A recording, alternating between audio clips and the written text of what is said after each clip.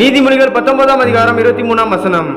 கர்த்தருக்கு பயப்படுதல் ஜீவனுக்கு ஏதுவானது, அதை அடைந்தவன் திருப்தி அடைந்து நிலைத்திருப்பான், தீமை அவனை அணுகாது.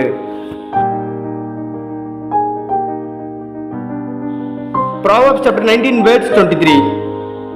The fear of the Lord leads to life, then one rests content, untouched by trouble. Amen.